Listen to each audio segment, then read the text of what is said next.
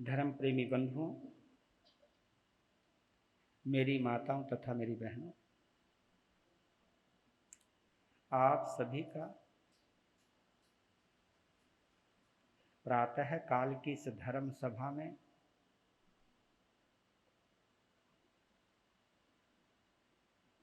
तथा इस आत्मा को परमात्मा बनाने का सामर्थ्य रखने वाली पवित्र कथा महावीर कथा में हार्दिक हार्दिक स्वागत करता हूं। आप सभी के उज्जवल भविष्य की मंगल कामना करता हूं।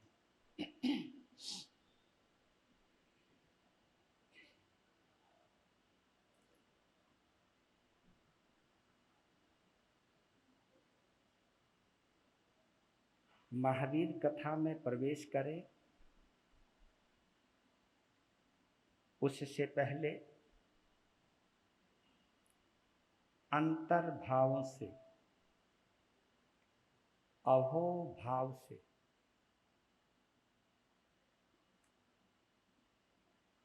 अपने परम पिता परमात्मा को, प्रभु महावीर को श्रद्धा पूर्वक वंदन करें, नमन करें, महसूस करें।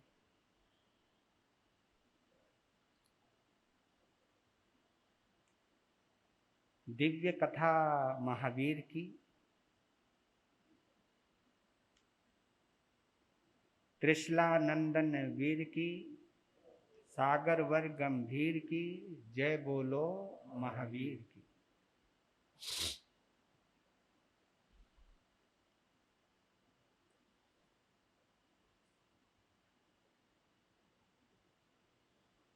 अगर महावीर को महसूस करना है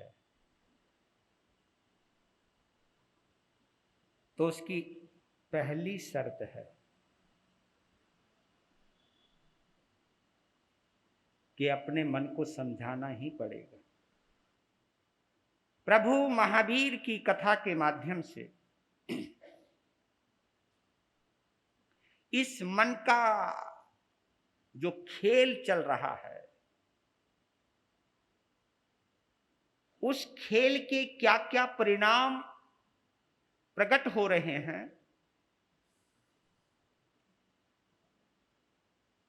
ये सब प्रभु महावीर की 27 भवों की यात्रा के माध्यम से बिल्कुल सही ढंग से समझ में आ रहा होगा।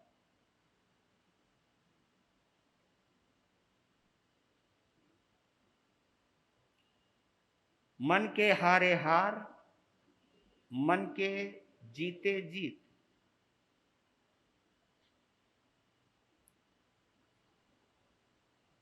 हमें हराता भी यही है और हमें जिताता भी यही है।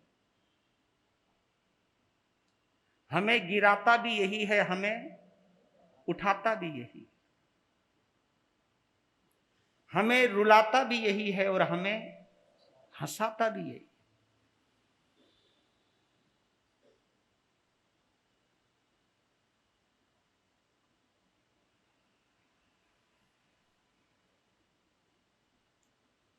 फर्क सिर्फ इतना ही है।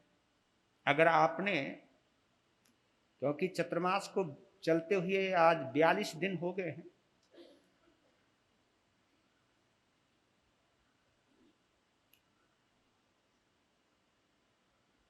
और 42 दिनों से ही हम प्रवचन की धारा में बह रहे हैं। कुछ समय हमने समाइक के ऊपर लगाया,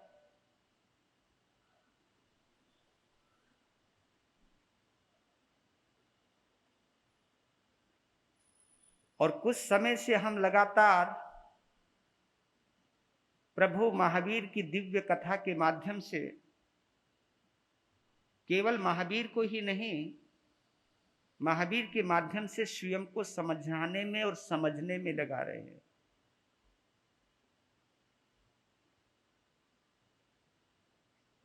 इसलिए आप लोगों को ये कहना चाहता हूं कि महावीर की कथा में हमारे स्वयं के जीवन का दर्शन होता है। हमारी मनस्थितियों का भी पता चलता है। महावीर हमसे अलग नहीं है, ये महावीर की कथा से पता चल रहा है।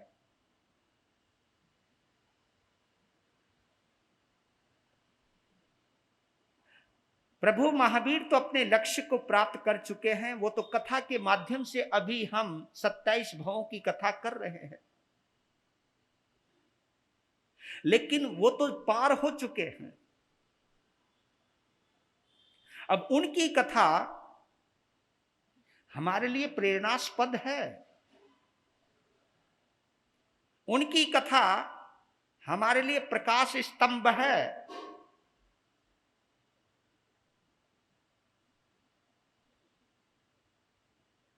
लाइट का टावर है, प्रकाश दीप है, क्योंकि अभी हम जग के अंधियारे में भटक रहे हैं। महावीर से जुड़ने का और जोड़ने का एक ही वजह है, एक ही कारण है,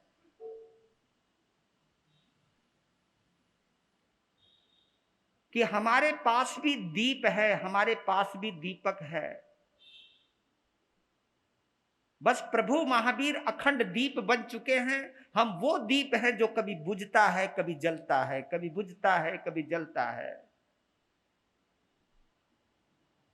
लेकिन इस दीप के अंदर भी अखंड दीप बनने की समस्त योग्यता मौजूद है, उपस्थित है, पूरी संभावना है। अगर हम इसी तरह प्रभु महावीर की कथा दिल से सुनते चले जाएं, प्रभु महावीर सिद्धालय से हमारी भावनाओं में उतरते चले जाएं, महावीर की मौजूदगी में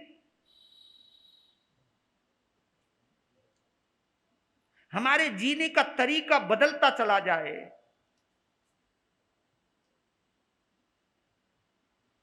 तो महावीर की भक्ति के माध्यम से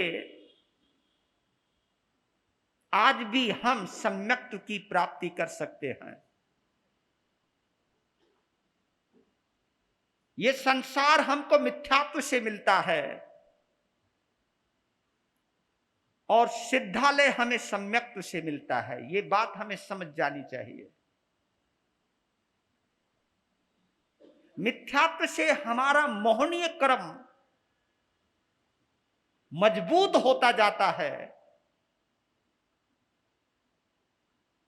और सम्यक्त्व से हमारा मोहनीय कर्म कमजोर पड़ता जाता है।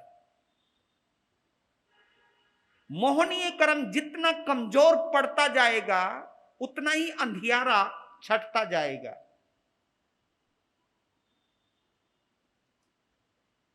जितना मोहनीय कर्म कमजोर पड़ता जाएगा हम उतने ही आत्मा के अनुभव में आते जाएंगे। मोहनीय कर्म जितना कमजोर पड़ता जाएगा अरिहंत परमात्मा क्या है ये समझ में आता जाएगा। समझ में ही नहीं बल्कि अरिहंत परमात्मा हमारी आत्मा में झलकने लगेंगे। अरिहंत और सिद्धों की अनुभूति हमारे अंदर भी होने लगेगी। ये मजबूत कारण है।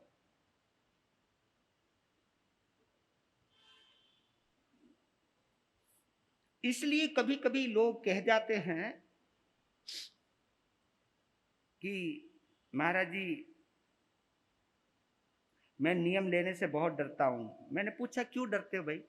ये जी नियम लूंगा कहीं टूट ना जाए, टूटेगा तो पाप लगेगा। तो मैंने कहा ये नियम तो केवल नियमों के ऊपर ही क्यों सोचता है? तेरे घर का दरवाजा अगर टूटता है तो तू दोबारा तो लगाता है ना। तेरी तिजोरी का ताला अगर टूट जाए तो दोबारा तो लगाता है ना। ये तो नहीं सोचता जी ये ताला लगा के क्या करूंगा फिर टूट जाएगा।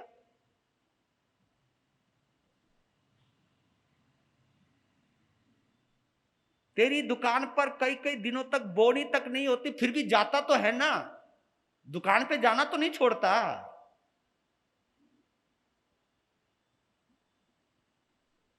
जिससे तुझे पैसे लेने हैं उससे तू उगाही करना तो नहीं छोड़ता ना। पता नहीं कितनी बार उगाही करता है, वो नहीं देता, लेकिन फिर भी तुझे आशा है। यार ये सारे फार्मूले तुम धर्म में क्यों लगाते हो? ये फार्मूले तो तुम धर्म में, जो दुनिया में लगाते हो फार्मूला, धर्म में भी लगा लो।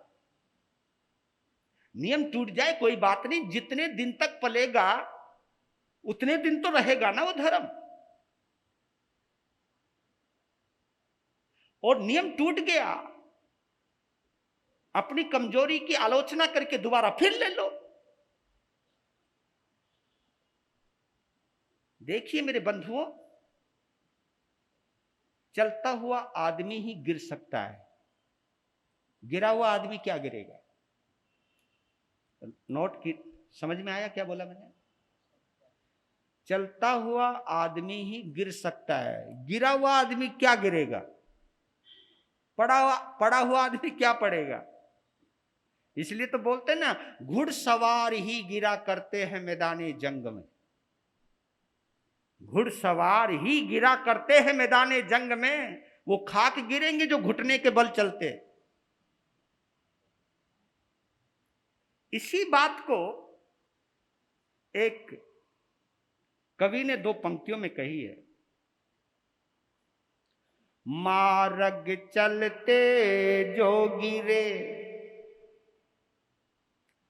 मार्ग चलते जो गिरे, ताको नहीं दोष, कहे कबीर बैठा रहे,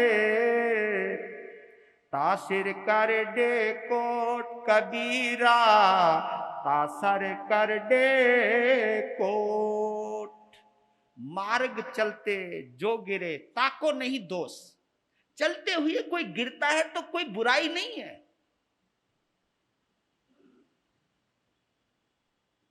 ठोकर खाना, ठोकर खा के गिरना कोई बुरी बात नहीं है। उठ करके फिर चल पड़ो और कोशिश करो, जिस ढंग से मैंने गिरा हूं ठोकर खा के, दोबारा ऐसी ठोकर खा के तो ना गिरूं। गिरूंगा दूसरे तरीके से गिर जाऊंगा, लेकिन इस तरीके से तो नहीं गिरूंगा। ये तो तुम सोच सकते हो, ये तो तुम महसूस कर सकते हो कि एक तरीके से 2 बार तो नहीं, 3 बार तो नहीं गिरूंगा। गिरने के कितने तरीके हो सकते, मैं हर तरीके से गिर जाऊंगा, लेकिन उस तरीके को रिपीट तो नहीं होने दूंगा। ये भाव तो हमारे अंदर, तुम्हारे अंदर भी आ सकते हैं कि मार्ग चलते जो गिरे, ताको नहीं दोष, उसका कोई दोष नहीं है। लेकिन कहे कबीर बैठा रहे, जो बैठा ही रहे, चलने की कोशिश ही ना करे, वो तो कहीं नहीं पहुंचेगा। कहते हैं कछुआ और खरगोश की चाल में फर्क तो है, लेकिन कहते हैं कि कछुआ भी अगर लगातार चलता रहे ना, वो भी अपनी मंजिल पर पहुंच जाता है। चराई वेती, चराई वेती, ये महात्मा बुद्ध का संदेश है, ये भगवान बुद्ध का संदेश है। चलते रहो, चलते रहो। दौड़ नहीं सकते, टहलते रहो। टहल नहीं सकते, थोड़ी ताकत आ जाए, थोड़ा तेज चल लो। ज्यादा तेज नहीं चलते तो टहलने लग जाओ, पर लेकिन चलना मत छोड़िए। धर्म के रास्ते में चलना नहीं छोड़ना। जब दुनिया के लिए तुम दौड़ सकते हो, भाग सकते हो, क्या धर्म के ऊपर चल नहीं सकते? धर्म के मार्ग पे चल नहीं सकते? तो धर्म के मार्ग पर चल लीजिए, बेशक दुनिया के मामले में दौड़ लीजिए, लेकिन एक चीज ये तो रख लीजिए कि भाई बेशक मेरे अंदर इतना सामर्थ्य नहीं है कि मैं धर्म के रास्ते पे दौड़ सकूं, लेकिन टहल तो सकता हूं। तो टहलने का ही भाव रखिए, कभी ना कभी मंजिल जरूर मिलेगी। ये कौन बोल रहा है? ये महावीर बोल रहे हैं। नए सार के भाव में सम्यक्त की प्राप्ति की। देवलोक में गए, आदिनाथ भगवान के घर में पैदा हुए, भरत चक्रवर्ती के पुत्र के रूप में मरीचि के भव में आए। इस भगवान महावीर की आत्मा को मैं धन्य मानता हूं कि जिसने इस युग के प्रथम तीर्थंकर के भी दर्शन किए। उनके कुल और खानदान में भगवान महावीर की आत्मा ने जन्म लिया मरीचि के रूप में। इससे पता चलता है कि अंतिम तीर्थंकर का संबंध प्रथम तीर्थंकर से जुड़ा हुआ है। कितना समय बीत गया होगा, कहां कहां वो गए होंगे, कहां कहां से आए होंगे।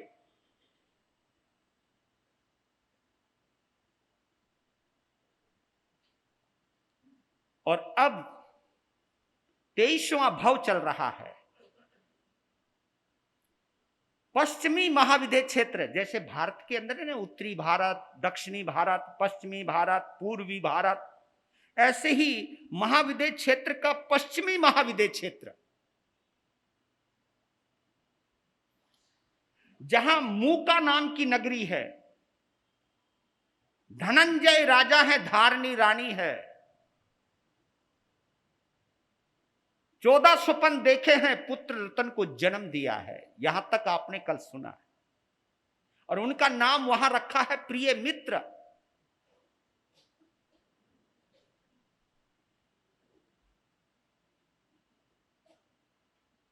ये आत्मा कितनी गजब की है।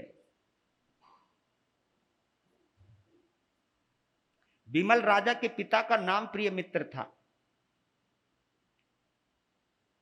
और अब खुद का नाम भी प्रिय मित्र।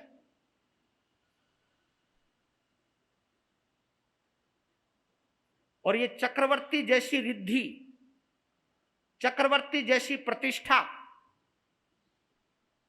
चक्रवर्ती जैसा पद किससे मिला? संयम से मिला। क्योंकि राजा विमल ने विमल मुनि बनकर जो विमल संयम पाला, निर्मल संयम पाला,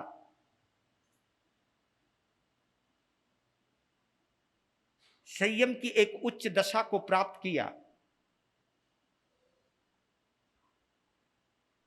उसका ही प्रभाव है कि उनको चक्रवर्ती जैसी महान रिद्धि और सिद्धि प्राप्त हुई। यानी इसलिए मैं कभी कभी आप लोगों को कहता हूं, आप लोगों के पास दुनिया का जो थोड़ा बहुत सुख भी है, सम्मान भी है, उसका कनेक्शन अगर ढूंढने जाओगे तो कहीं ना कहीं त्याग से मिलेगा, कहीं ना कहीं धर्म से मिलेगा, कहीं ना कहीं संयम से मिलेगा। लेकिन ये आश्चर्य की बात है कि तुम सम्मान तो पाना चाहते हो, तुम पद तो पाना चाहते हो, तुम प्रतिष्ठा तो पाना चाहते हो, तुम मन चाही दौलत तो पाना चाहते हो, लेकिन तुम धर्म करना क्यों नहीं चाहते? ये जो तुम्हें मिला हुआ है, अगर तुम्हारे पास जाति स्मरण ज्ञान आ जाए तो तुम्हें पता लग जाएगा कि हमें जो थोड़ी बहुत भी मनपसंद चीजें मिली हैं, प्रतिष्ठा, सम्मान, पैसा, सत्कार, पुरस्कार जो भी मिला है, उसके पीछे कहीं ना कहीं साधना है, कहीं ना कहीं धर्म की आराधना है, कहीं ना कहीं धर्म की कमाई है, पुण्य की कमाई है।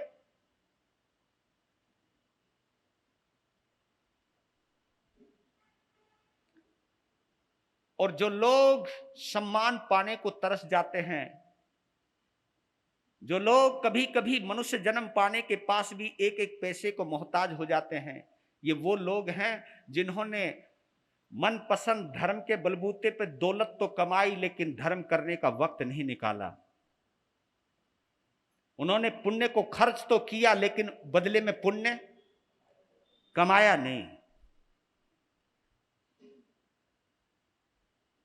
जैसे खजाना खर्च होने के बाद कोई भी कंगाल हो जाता है, और सफल व्यापारी वो होता है जो ये जानता है, अपने बैंक बैलेंस को जानता है और खर्च उसके मुताबिक करता है कि जितना वो खर्च कर रहा है उतना उसके अंदर जाता भी रहे। जो इस चीज के बैलेंस को जानता है उसको हम सफल व्यापारी कहते हैं। तो इसलिए भगवान महावीर की कथा भी हमें यह कह रही है कि आज प्रिय मित्र चक्रवर्ती बने हैं भगवान महावीर बनने वाली आत्मा। फिलहाल हम ये कह सकते हैं नए सार का ये 23वां भव है। पहले तो यही कहेंगे ना, नए सार का 23वां भव भी है या भगवान महावीर बनने वाली आत्मा का 23वां भव है। क्योंकि नए साल का 23वां भव इसलिए कहा जाता है क्योंकि शुरुआत किस नाम से हुई? नए साल से हुई, इसलिए वो नए साल का 23वां भव है। लेकिन नए साल का 27वां भव भगवान महावीर का होने वाला है। भगवान महावीर का होने वाला है 27वां भव, जहां वो भगवान महावीर के नाम से जाने जाएंगे।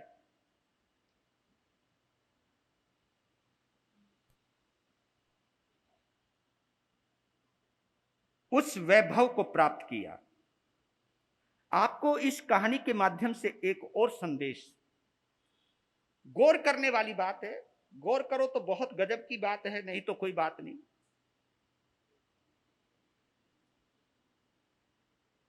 हमारे परमात्मा ने हमको संसार में रहने के लिए मना नहीं किया, लेकिन संसार में किस ढंग से रहना है इसके ऊपर चिंतन जरूर दिया है, इसके ऊपर संदेश और उपदेश जरूर दिए हैं। उन्होंने इस संसार में रहने की एक कला सिखाई है कि दुनिया में रहना तो कैसे रहो, दुनिया में रह भी लो और तुम इससे बच भी रहो, इसके प्रभाव से प्रभावित भी ना हो सको। ये कला सिखाई है। और ये कहा भी है उन्होंने, कई जगह कहा है कि नाव समुद्र में रहे, जल में रहे, कोई खतरा नहीं। नाव जल में रहे, समुद्र में रहे, नदी में रहे, कोई खतरा नहीं, बस नाव में जल नहीं होना चाहिए, बस इतना का।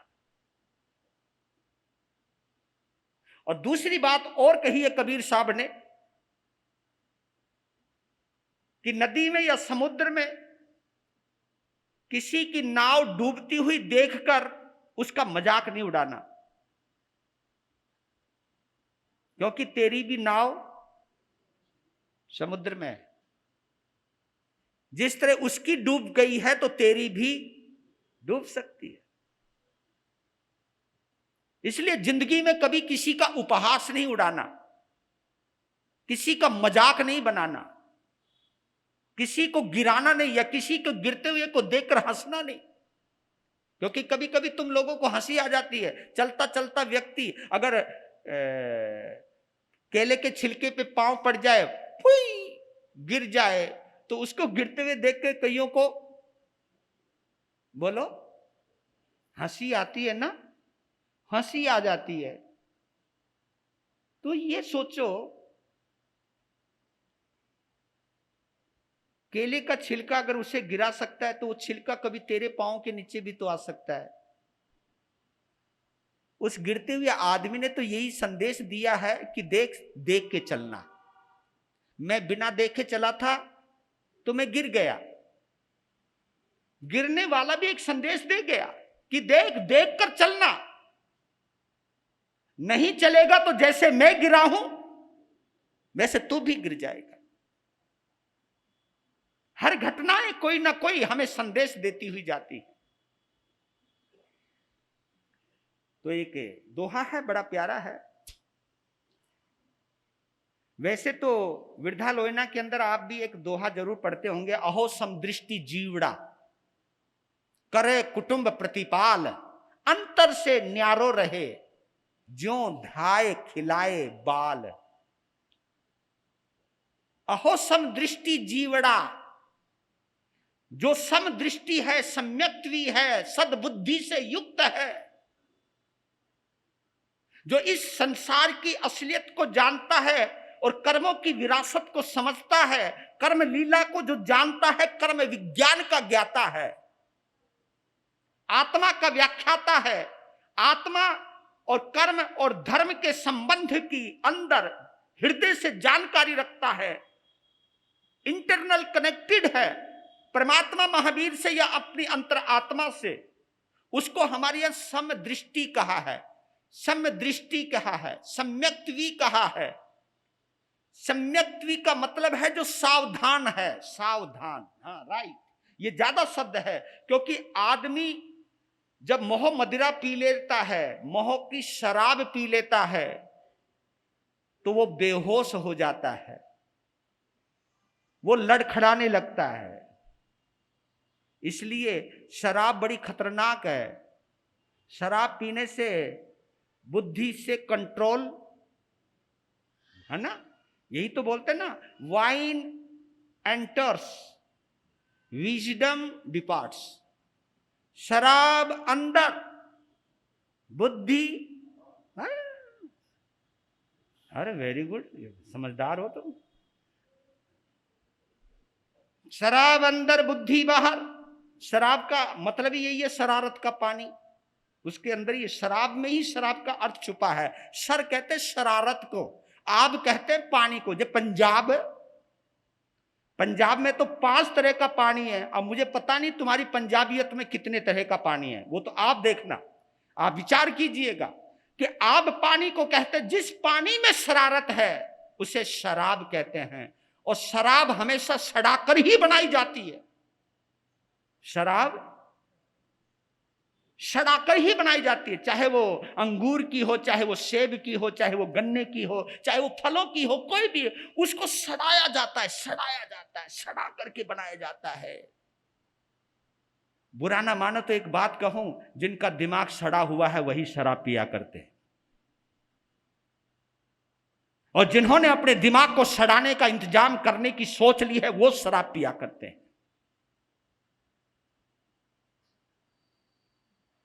सम्यक्त्वी तो अमृत पिया करता है, अमृत। और इन शराबियों ने तो कमाल कर दिया।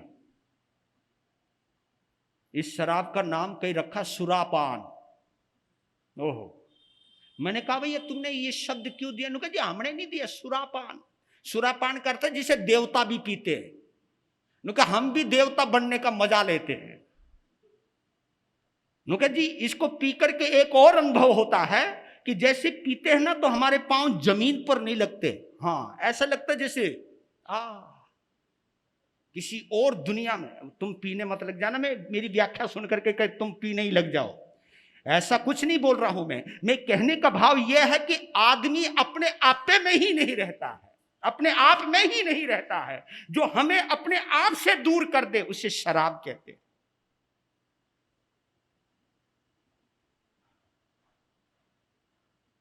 तो इसलिए कहा कि अगर जीना है तो अहो समदृष्टि जीवड़ा करे कुटुंब प्रतिपाल। अपने कुटुंब को, अपने परिवार की परिपालना करता है, अपने परिवार को पालता है, उसको उसका पोषण भी करता है, लेकिन अंतर से न्यारो रहे। लेकिन अंदर से न्यारो, न्यारो यानी अलग, अंतर से न्यारो रहे। जो ध्याए खिलाए बाल।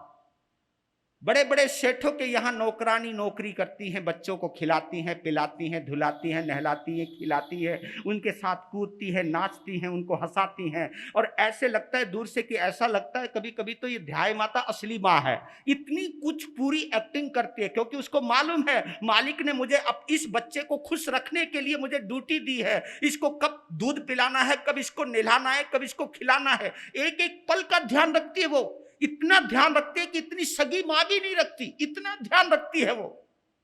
सगी मां कभी चूक भी जाए, लेकिन ध्याय माता जिसकी नौकरी का सवाल है वो कभी चूकने वाली नहीं है। वो इतना ध्यान रखती है उस बच्चे का, क्योंकि उसी के ऊपर उसकी रोजी रोटी चलती है, उसी के ऊपर उसके बच्चे पलते हैं। इतनी शिद्दत से उस बच्चे को संभालती है वो। लेकिन फिर भी अंतर में एक बात उसके दिल में है, ये बच्चा मेरा नहीं। कई उदाहरण है, तो आप लोगों भी देखते होंगे। बैंक का मैनेजर करोड़ों रुपए के अंदर रहता है, अरबों रुपयों में रहता है बैंक का मैनेजर, लेकिन उसे पता है ना ये करोड़ों अरबों रुपए मेरा नहीं।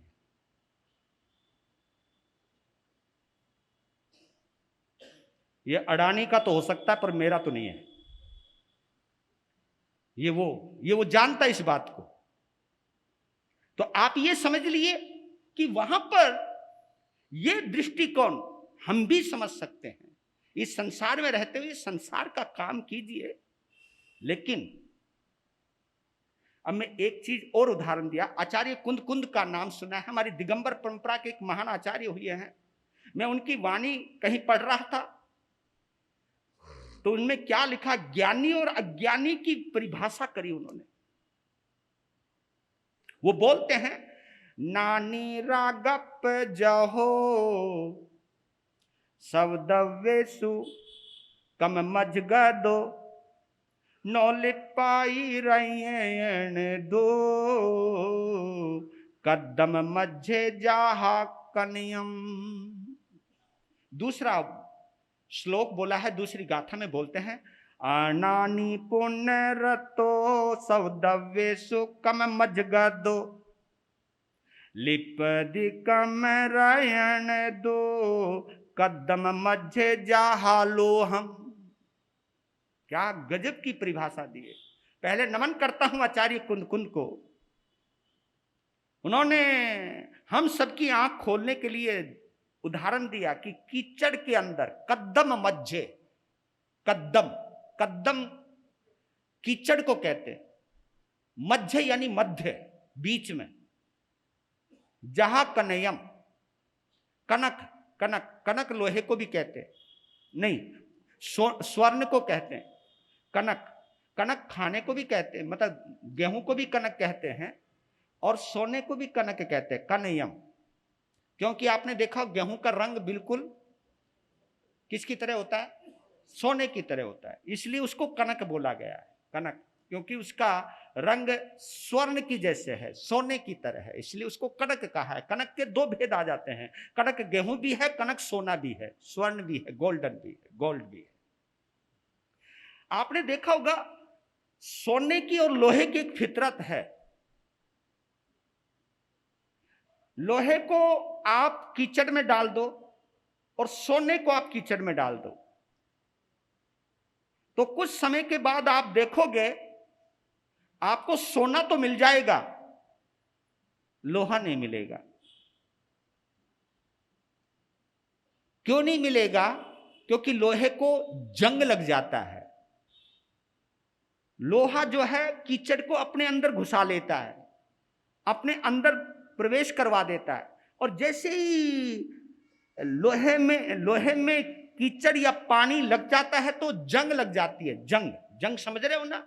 जंग का मतलब है वो गलने लग जाता है, लोहा गलने लग जाता है, क्योंकि जिसको जंग लग गई वो गलने लग जाएगा, और गलते गलते गलते गलते इतना भी गल सकता है कि थोड़ी देर के बाद, कुछ महीनों के बाद, क्या पता लोहा ही कीचड़ बन जाए, क्योंकि उसमें समा जाए। लेकिन ये काम सोने में नहीं होता। क्यों नहीं होता? क्योंकि सोना कीचड़ में पड़ा हुआ रह करके भी कीचड़ में लिप्त नहीं होता, कीचड़ को ग्रहण नहीं करता, ये उसकी विशेषता है। और इस विशेषता की वजह से क्या होता है कि सोने को जंग नहीं लगती, और जंग नहीं लगती तो सोना सुरक्षित है।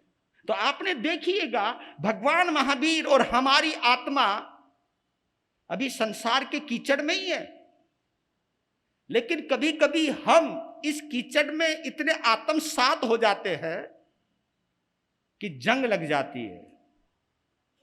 तो इसलिए कोशिश कीजिए, महावीर की कथा स्वर्ण बनने की कथा है, लोहा बनने की नहीं। प्रिय मित्र,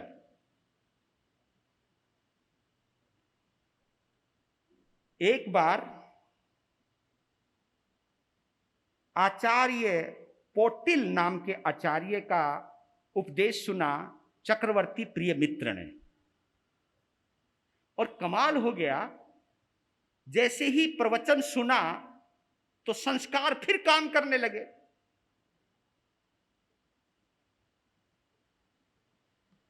उस प्रवचन को प्रिय मित्र इस ढंग से पीने लग गए, इस ढंग से जीने लग गए, प्रवचन सुनते सुनते ही संकल्प कर लिया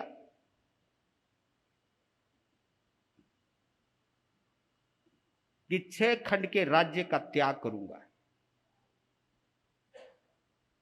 क्या बात है। तुमसे एक छोटा सा घर भी नहीं छोड़ा जाता है। और मैं तो कहता हूं छोड़ो भी तो मत, लेकिन भाव तो भा सकते हो कि पता नहीं वो दिन कब आएगा।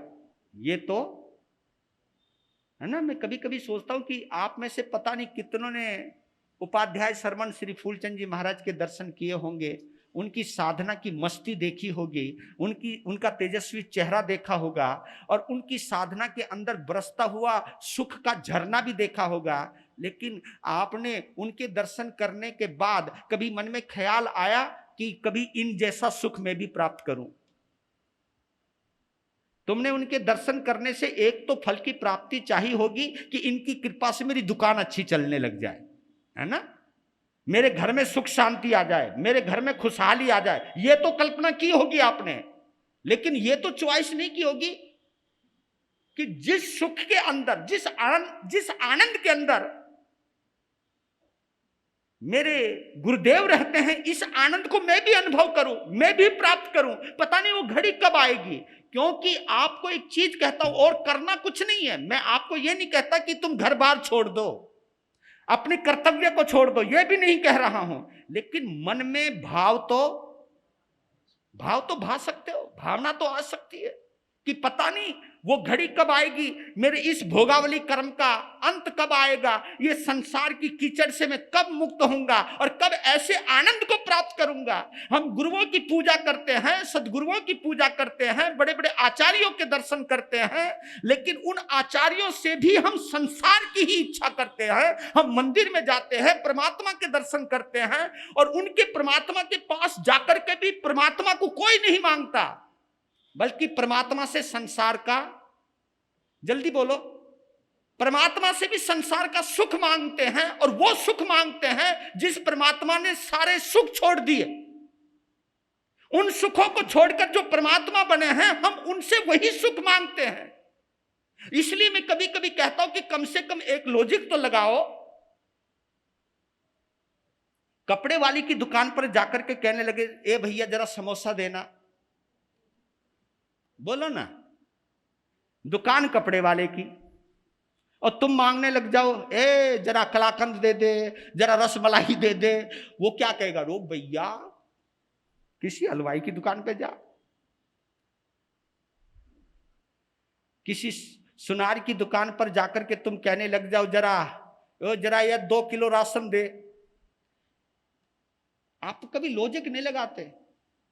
तो भगवान के दरबार में जाकर, मंदिर में जाकर, जिन्होंने संसार की सुखों को छोड़ दिया, उनसे हम संसार का सुख मांगते। मेरी शादी करवा दो, मेरे बच्चे बड़े हो गए जी, हमारी दुकान चलवा दो, और वो बेचारा खुद अपनी छोड़ के बैठा हुआ है। पर लॉजिक लगा नहीं मुझे, पर लेकिन मुझे लगता है ये मिथ्यात्व का प्रभाव है और किसी का प्रभाव नहीं है। क्योंकि अगर सम्यक्त्व का प्रभाव होता तो तुम कभी भी परमात्मा से संसारिक सुखों की याचना नहीं करते। अगर कर रहे हो तो इसका मतलब तुम मिथ्यात्वी हो। गुरुओं के पास आने के बाद भी अगर तुम संसारिक सुखों की ही चाहना रखते हो तो आपने इनके चरणों का भी अपमान ही किया है। क्योंकि आप भूल गए, आपके दिमाग में संसारिक सुख इतना छा गया है कि तुम ये भी भूल गए कि कहां से क्या मांगना चाहिए। अगर भगवान के मंदिर में जाकर के मांगना है तो ये मांगो ना, जैसी तुम्हारे अंदर क्षमा थी वो क्षमा मुझे भी दो ना, जो त्याग आपके अंदर था वो त्याग मुझे भी दो ना। आपने अपने शत्रु के ऊपर भी क्या प्रेम बरसाया, इतनी ताकत मेरे में भी तो दो ना। क्योंकि आपको वो वही दे सकते हैं जो उनके पास है, वो कभी नहीं दे सकते जो उनके पास नहीं है। और देखिए देर नहीं लगी, प्रिय मित्र के पास 64,000 रानियां, कितनी, क्यों महाविद्य क्षेत्र का चक्रवर्ती है भैया, 64,000 रानियां हैं। और उनकी सेवा में 32,000 मुकुटबंद राजा उनके सेवक हैं। 32,000 राजाओं का मालिक है वो। कौन? प्रिय मित्र। 9 निधियां हैं, 14 रत्न हैं, चारों तरफ सुख और सुख वैभव फैला हुआ है। ऐसे सुख के वैभव को एक पल नहीं लगाया त्यागने के लिए। और तुम्हारी जेब से 500 का नोट भी और निकल भी जाओ तो कईयों को दिखाओ, तुम उनके जरा देना, बुलवाना, नाम बुलवा भाई। सोचो जरा, धन्य हो। और आपने देखा होगा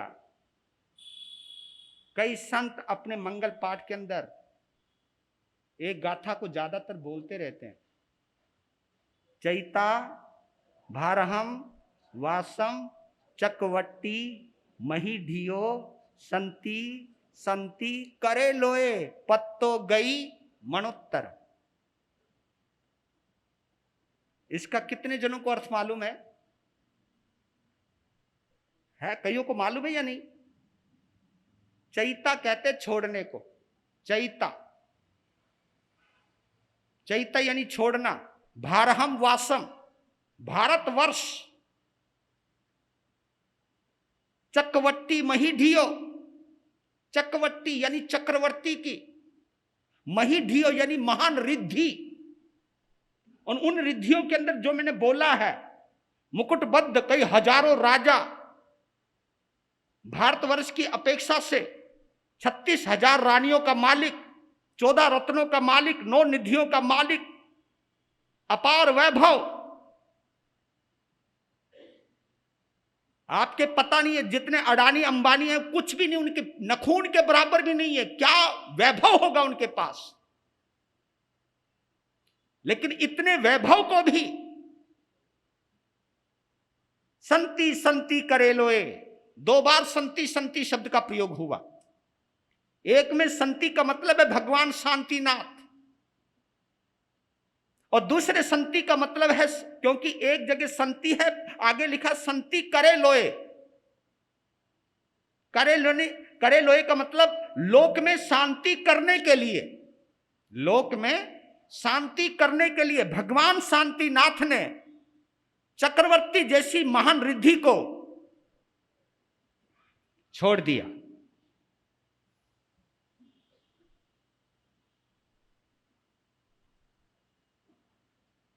लोक में शांति के लिए। इसके कई अर्थ हैं। लोगों को शांति से जोड़ने के लिए, लोगों को प्रकाश देने के लिए, लोगों को अंधकार में प्रकाश का दीप जलाने के लिए। कई अर्थ हैं, जितना भी तुम समझ लीजिए।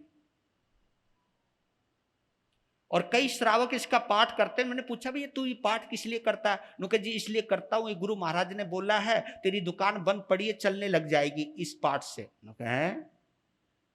पहले तो इन संतों की पता नहीं क्या हो गया, इन संतों को तो मुझे समझ में नहीं आता। या दुकान चलाने के लिए भगवान शांतिनाथ का पाठ, और लिखा हुआ क्या है उसके अंदर। इसलिए तो मुझे कभी कभी बहुत हंसी आती है।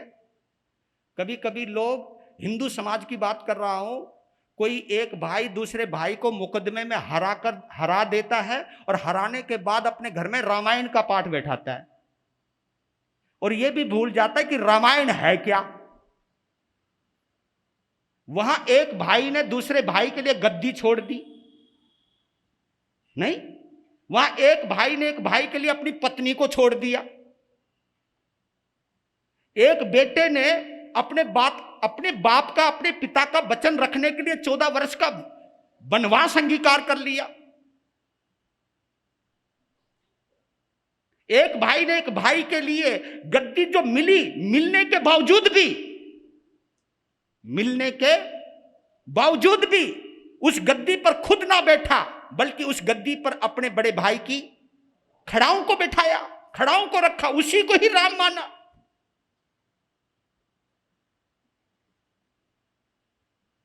त्याग की इतनी गजब की कथा, इतनी गजब की रामायण, और उस रामायण का पाठ एक का हक मारकर, एक को हराकर, एक के संपदा पर अपना हक अख्तियार करने के बाद उसका पाठ बैठा रहा है। आता ना आश्चर्य। हमारे लोग भी बड़े गजब के हैं। जब कोई बेचारा दुनिया से चला जाता है तो कभी कभी उठाले के अंदर वो बोलते हैं, जिसने राग द्वेष कामादिक, कमाल करते जी, जिसने राग द्वेष, खुद तो त्यागा नहीं जा रहा। अब वो बेचारा मरा गया, चला गया, भैया उसने कितना राग किया, कितना द्वेष किया, छोड़ ना, तू तो सोच जरा। ये हमारी वाणी में जो विडंबनाएं हैं, हमारी वाणी में जो विपरीतताएं हैं, हमारी वाणी में जो कहीं ना कहीं भटकाव है, हमारे जीने का तरीका जो, उसमें जो अंतर आता है मेरे बंधुओं, ये बहुत त्याग कर दिया मेरे प्रिय मित्र चक्रवर्ती ने पलक झपकते ही। मैं तो नमन करता हूं, नमन करता हूं। तभी तो कहता हूं कि उस चक्रवर्ती ने इतना बड़ा पद का त्याग किया, सुख का त्याग किया,